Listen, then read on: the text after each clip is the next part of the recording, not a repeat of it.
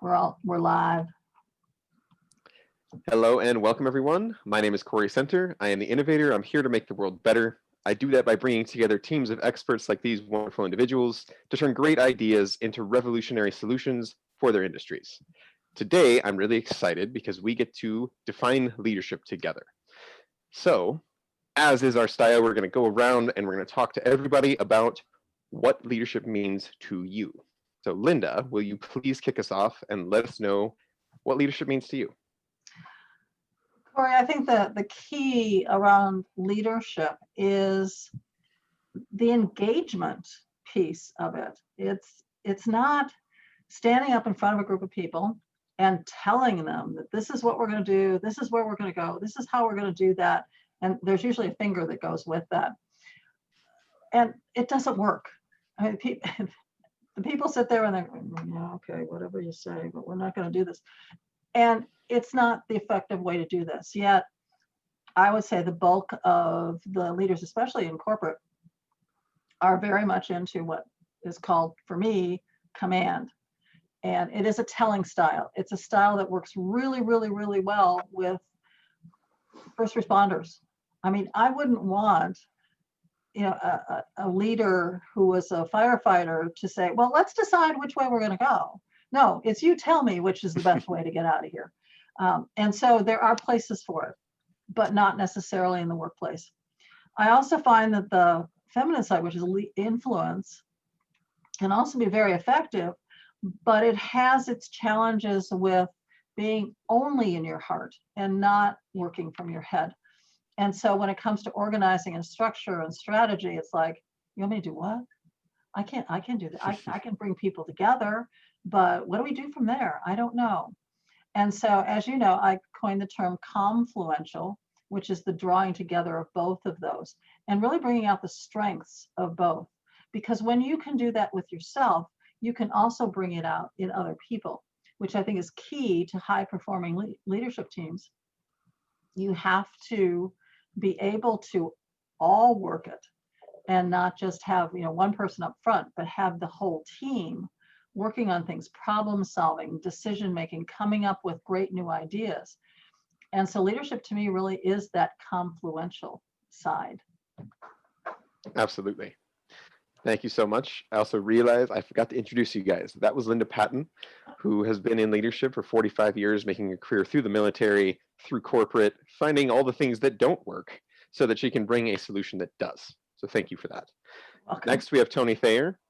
And Tony has also been in leadership for quite a while. And I love his style because it's really about bringing people together. It's about creating the mindset and the climate and the connection to get things going on a real fundamental level.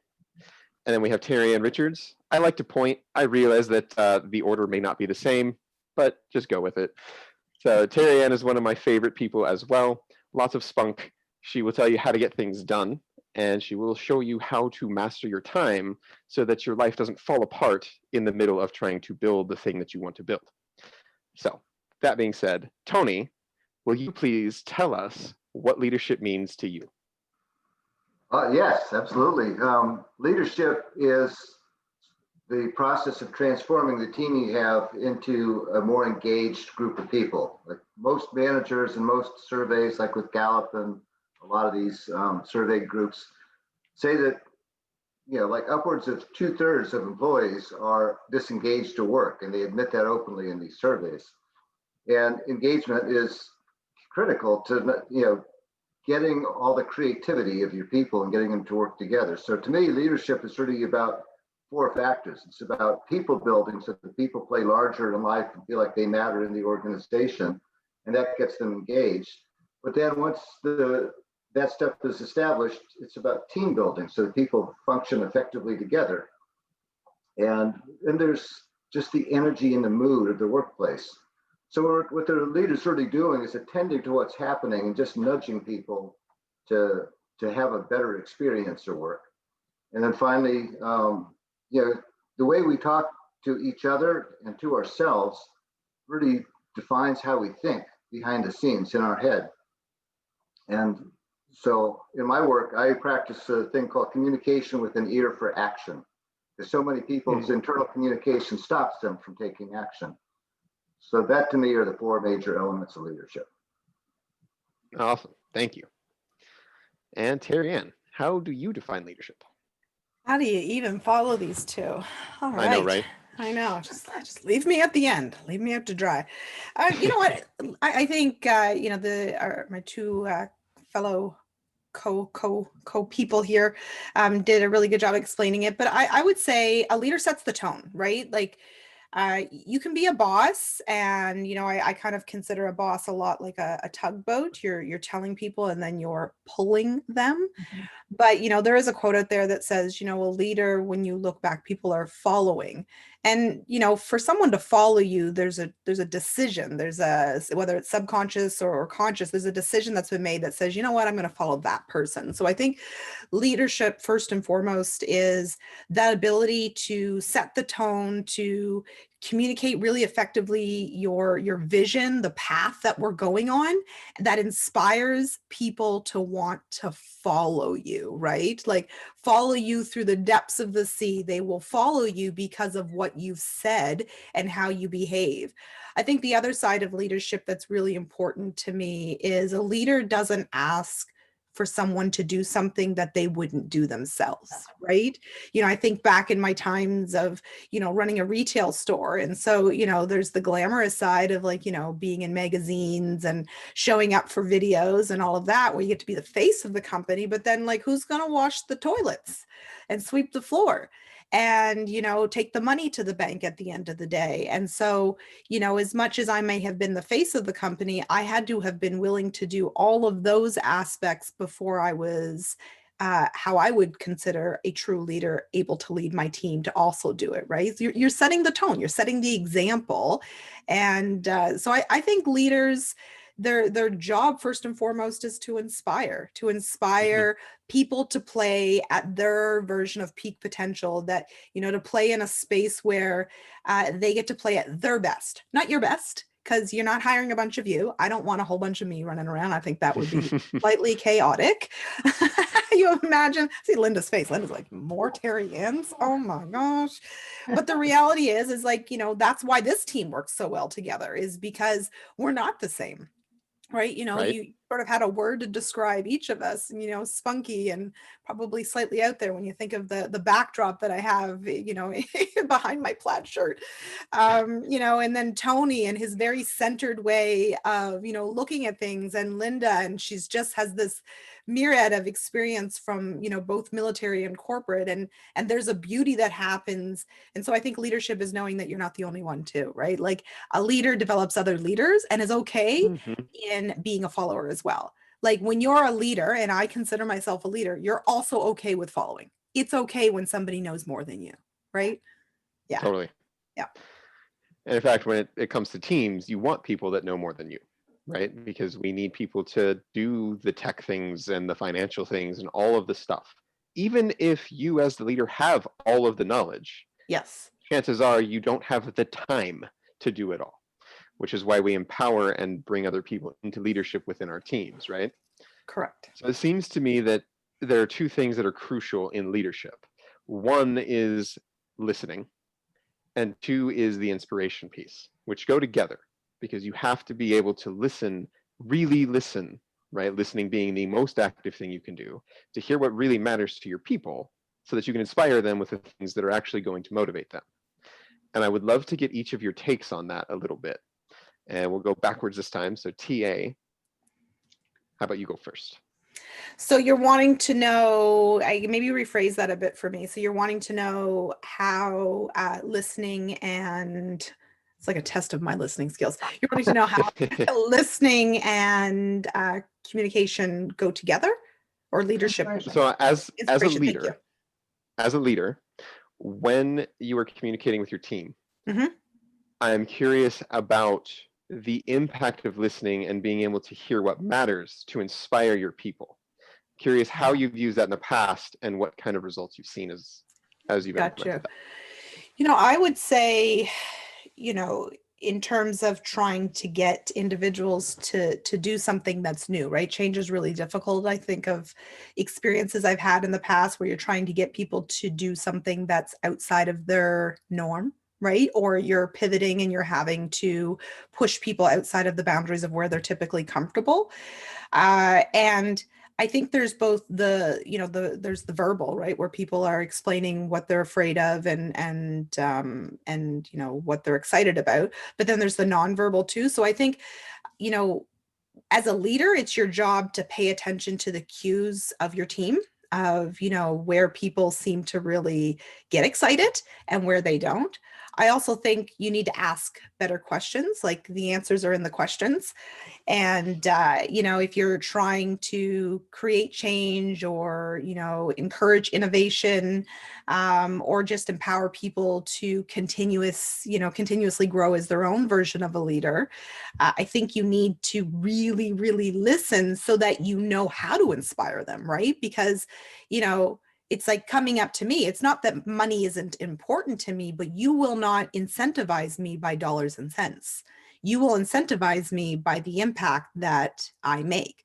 So if somebody was to lead me, they would need to listen to the way I speak. They would need to hear the cues that I talk about to know that when I want Terri-Ann to do something, the way I'm going to get to her is by talking about the people she's going to impact by being a part of this project or what have you. It will not be like, Terri-Ann, you will be a multimillionaire. I'm like, cool. Yeah, I'll think about it. But Terri-Ann, you will change multiple individuals' lives. I'm like, this sounds exciting, right? So I think you need to listen to your people because we're all different. And I think we can all be incentivized differently. Totally. And the way in which you can inspire people is through listening to what's really important to them. Absolutely. Thank you. So yeah, there are really three levels to listen from, right? There's the verbal level, what are you saying? There's the paraverbal, how is the tone, body language, the nuances coming out? And then there's the nonverbal, right? Which is all of the body language and all of the slight tenses and nuances and eye movements and all of those things. Exactly. And all of that creates that full picture of who are you, what matters to you, and where are we going? So thank you.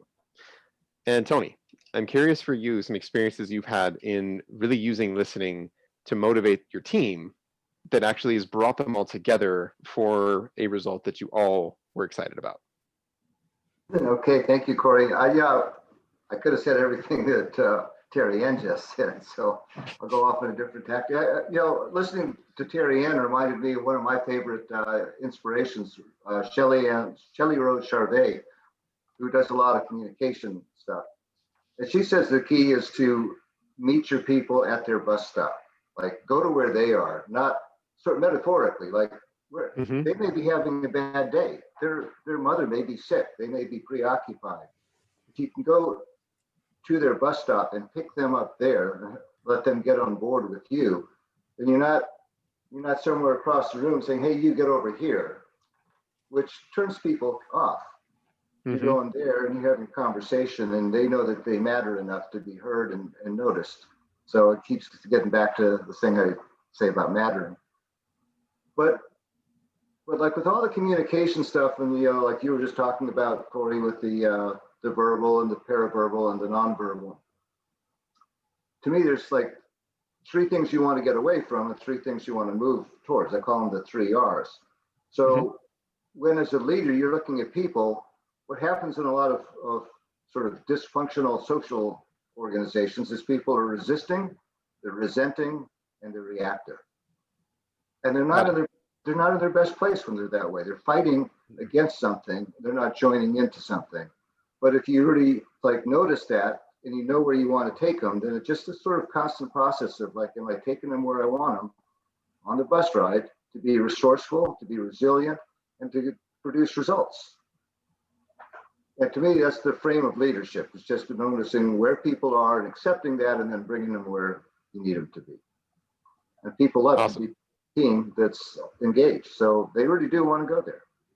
Yeah. They just need you to meet them where they're at to show them where to go, not tell them where to go.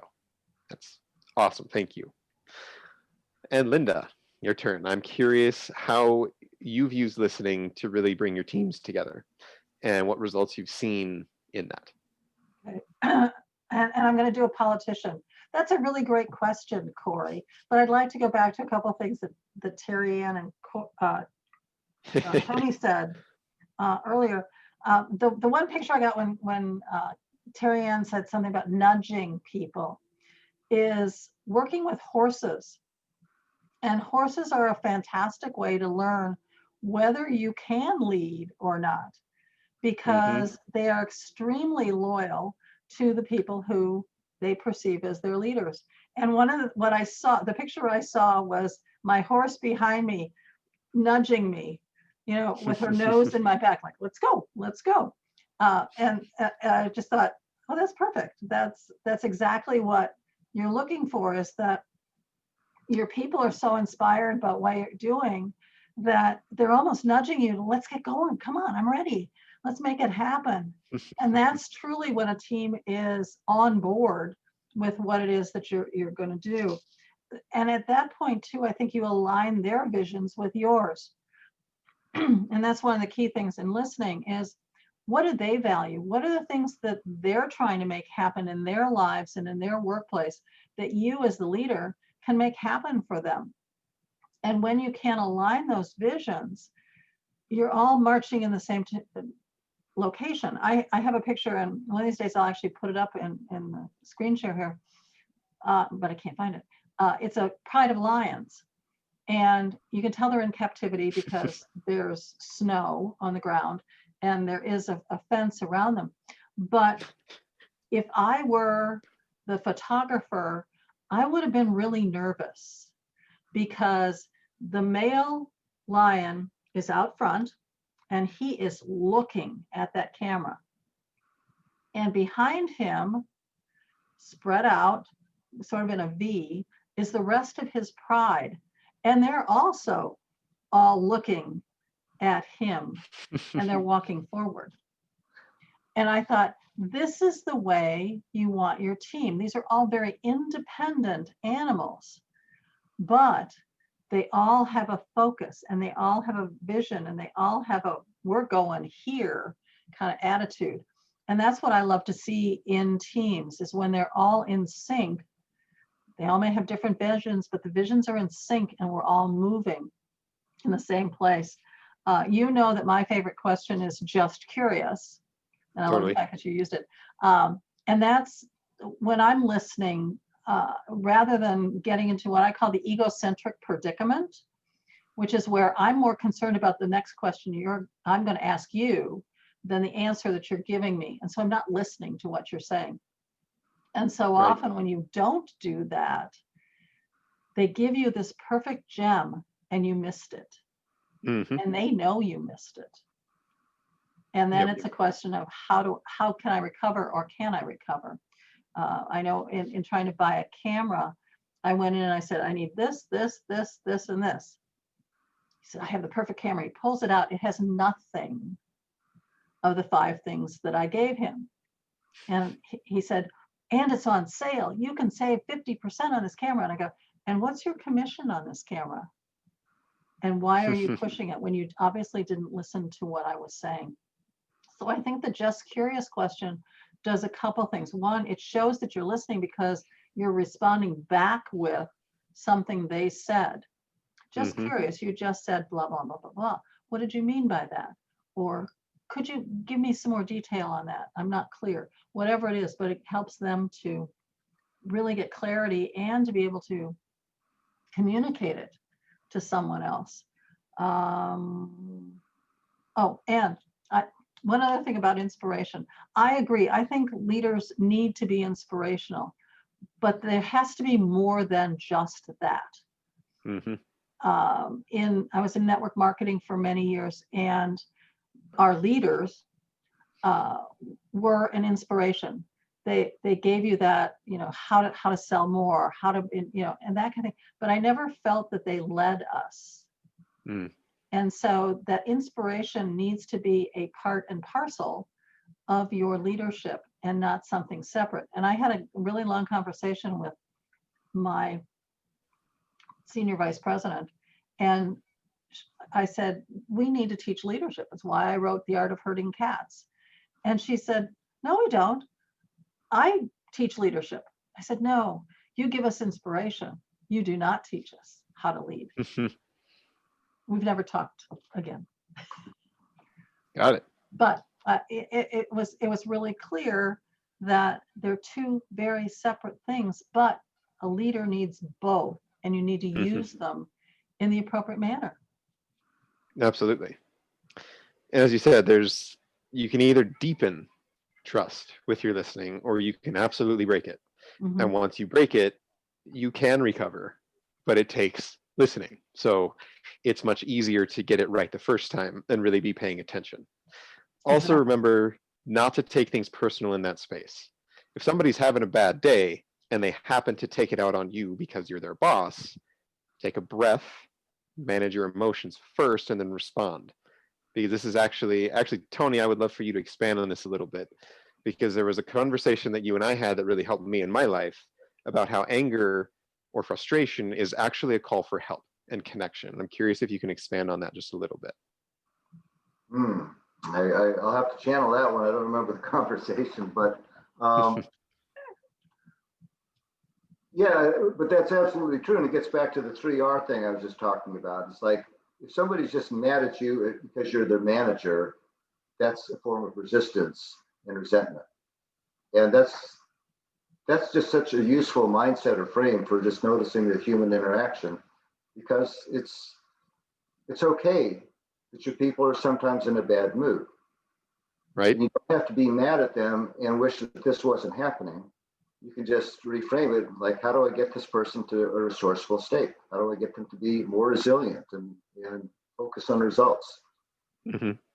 And so meeting them at their bus stop and sort of getting down, like, wow, you sound angry. You sound upset today.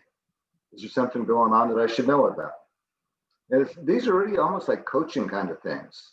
And it gets back to me what Linda was just saying. It's like, I wanted to add another perspective to that, because the way I sort of think of it is, what most people start off as managers, which I think is different than leadership. But it is where you get on the road to leadership. And management is really about the technical skills. Like Linda was talking about the camera salesman, and he had this technical skill of selling by, talking about the 5 features of this camera, but those weren't benefits to Linda. They were just things that the camera had for people who wanted those as benefits. And so he didn't have that level of understanding. So leadership to me is where you get to the point where you have enough technical skills that you can like notice when people can use some help, and you can walk them through the technical aspects of communicating. But leadership is where you're touching people's hearts. Love that. And can I add to that? Please, yes. And Tony, going along with that, managers manage things. Leaders work with people. And it's a very different thing. Also, managers, it comes down from the top. Leaders, it comes from their heart. Totally. I'm not going a half-hour segue from this, but I'm going to let Terri-Ann go next. Yeah, so Terri-Ann, anything to expand on with everything that was just said? There was a lot there.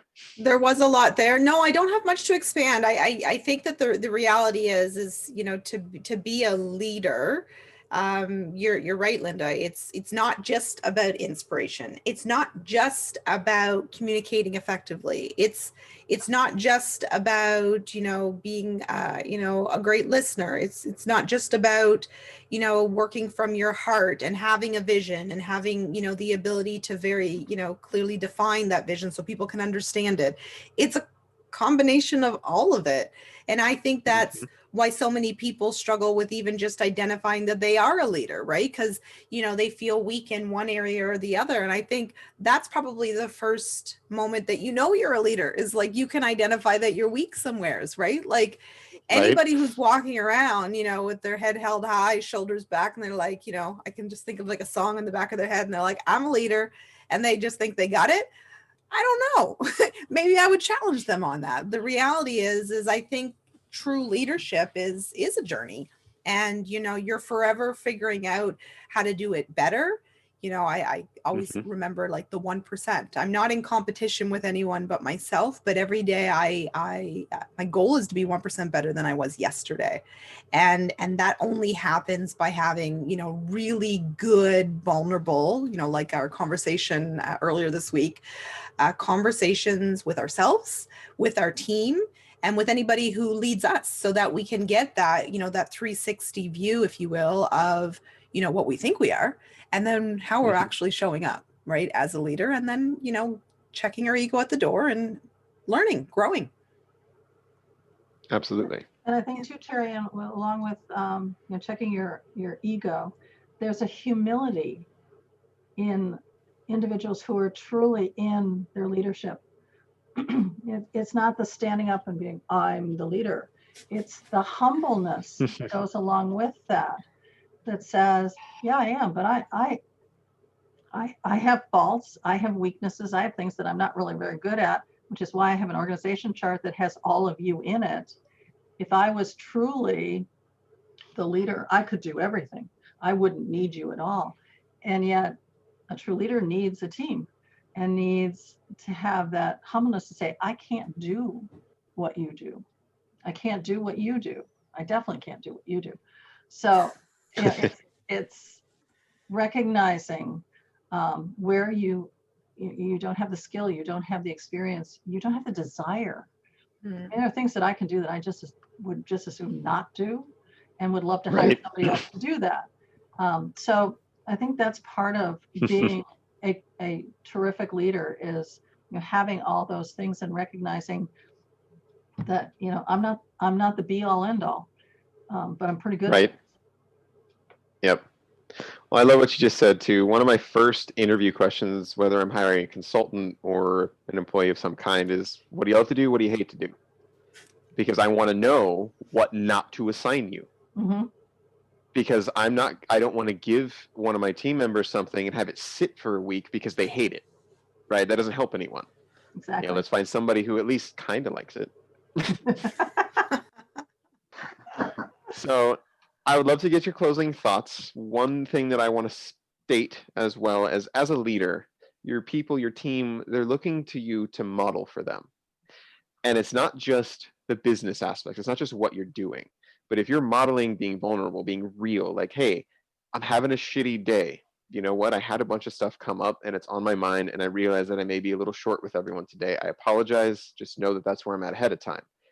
You're modeling you're giving them permission when something is going on to come and tell you. Because we have emotions, where human stuff comes up. It's going to happen. Not everybody's going to be like, yay, all the time, right? So if we can model, hey, it's okay when things are not going well. It's okay if you make a mistake. I did. Here's where I messed up right here. Here's how I want to fix it. What are your guys' ideas? Now, everyone has permission to be real. Everyone has more trust and comfort in the workspace. That's my closing thought. So I would love to hear, just going around, TA, Tony, Linda, what are some closing thoughts you'd love to leave everyone with today? Just what you just said reminds me of the 5 dysfunctions of a team, with the base of that foundation being trust, right? And, how do you build trust with a new partner, as in a spouse? How do you build trust with a business partner, a friend? It is through vulnerability. It is through being humble. It is, through sharing of, experience, both the good, the bad, and the ugly, so that people get to see the real you. So I think, my closing thought would be, where in your life right now can you go deeper in building that foundation of trust with your team and through your organization? Because anything built on a haystack of a foundation at some point will crumble, regardless of how large you build it. So you need those basic building blocks of relationship, which starts with trust. Awesome. Thank you. Tony? Tony, any parting thoughts that you would like to leave our audience with today? Yeah, I like to endorse what I've just been hearing. And Cory, I love that you were talking about just showing up with the emotions you actually have, because we all go through that, and it does give permission for people to be that way too. I think a big part of leadership is just being accepting of everything that happens. You know, some of the spiritual communities say that everything happens for a reason. So if you can just be present with what's happening and treat that as a learning opportunity rather than, you know, blame and shame and finger pointing kind of a thing. And if you have clear intentions and people know what you're about and you're consistently about that, then they're not getting mixed messages. But that all comes back to what we spoke about on Tuesday, vulnerability. You can just be real and be real with what's real. Then you're giving people permission to do that too. Awesome. Thank you, Tony. Linda, parting thoughts? Yeah, I go along with what all three of you have said. The vulnerability piece, that for me has been probably the most challenging, because, you know, as I told you, my mom said, build your walls thick and strong because someone will stab you in the back. So having learned how to break that wall down, and part of it was going to Scotland and seeing the ruins and going, it needs to be like, it needs to be gone. And having a team that was willing to allow me to be vulnerable. So I think also as a leader, you can be vulnerable, but if your team doesn't either see it as real or get really nervous when you're like that, it's hard to step into vulnerability. I try to be very clear up front that, hey, I am who I am. I've got foibles just like you do. And so that vulnerability, Tony, I think is extremely important. And being able to say, Cory, as you said, I'm having a bad day.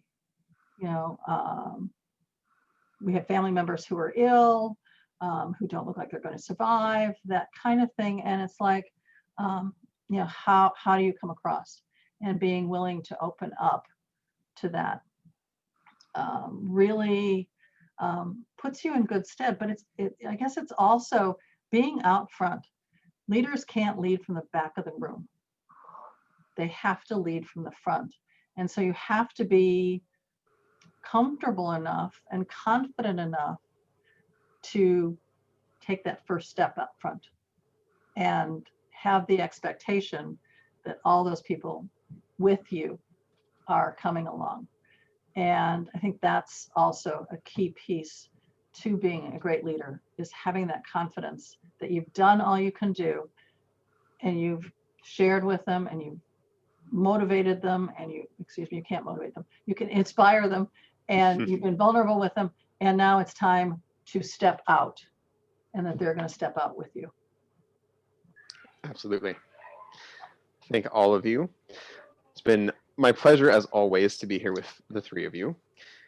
And one thing I love about defining leadership, everyone will define leadership a little bit differently. But the most important thing as a leader yourself is to know how you define leadership for you. Because then you have a system of checks and balances, so you know if you're in alignment with what you say as a leader or if you're not. And that's actually one of the first things we go into in Awaken the Leader, which is going to be starting in January. You know, where you have these three amazing leaders here to help you develop your leadership so you can develop the leadership of your team and really take your company, your movement to the place you want it to be. So be on the lookout for that. You can always connect with any of us if you want to know more. And we will be back next week talking about some more awesome leadership tips, tools, techniques, and just generally geeking out together. Thank you, everyone, for your time here today. Have a wonderful weekend. We look forward to seeing you next time.